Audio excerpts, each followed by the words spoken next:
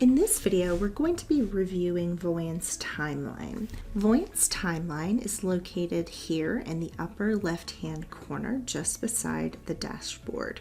If you click on the timeline, this is a great screen for reviewing your client's goals and aspirations. We recommend doing this at least on an annual basis with your clients. This is where you can discuss how their goals intersect with their time and their money. There's a few features in here that are important to review. We're going to start with our stages. These are fully customizable to your firm. You can click on these stages and customize the names and the colors to fit your needs. And you can even add stages to break these up and make them more customized to your client's life. Let's do that now. The first thing I'm going to do is break up this retirement stage into two stages. I'm going to do that by clicking on ages 75 and adding an event. I'm going to call this event slowing down. I'm going to assume that age 75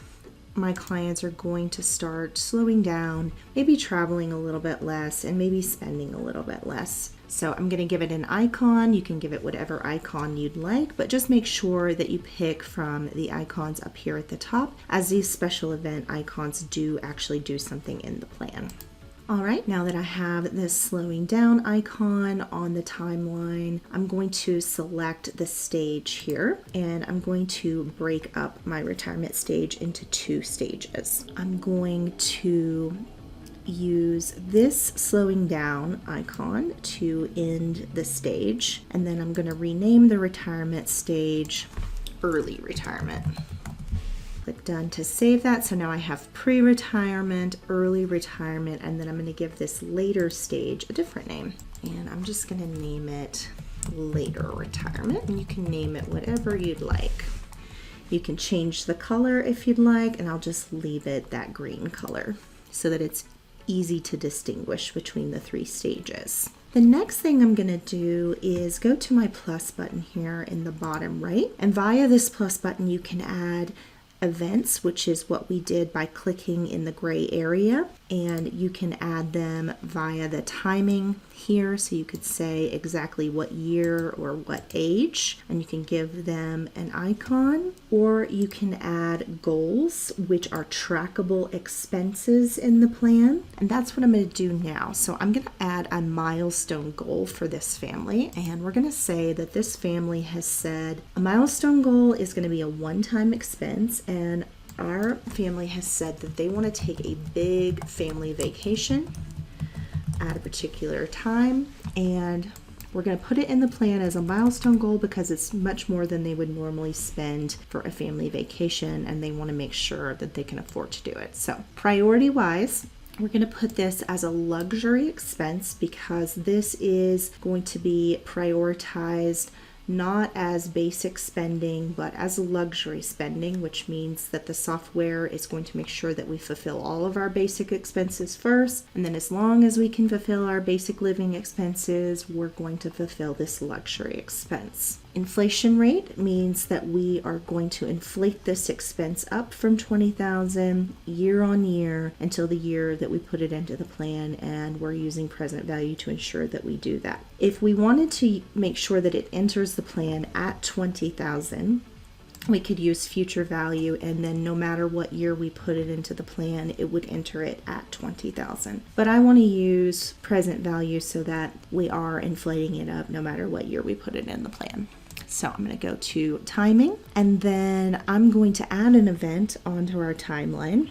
And let's say at their ages 56 and 53, we're going to double click here in the gray, and we're going to use that little celebration event icon, and we're going to set that as our start event. So at Paul's age 56, we're planning on a big family vacation.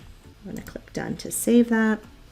And we now can see it here on the timeline. Now you'll notice that we are not on track to be able to meet this goal. That's just because we haven't added any income or assets into this plan yet, so that is to be expected. Going over here to our Let's See screen, single chart, you'll notice that we now have a big bump in the chart here, and that is from the expense that we've added into this plan via that trackable expense goal. And if we go into our year view, the expense tab, and scroll over to that year, you can now see that luxury expense. It's been inflated up and it's a value of $23,185. It's unfulfilled at this point because we don't have any assets in the plan, and that's to be expected. So as we go in and add assets, we should see this fulfilled here in a little bit.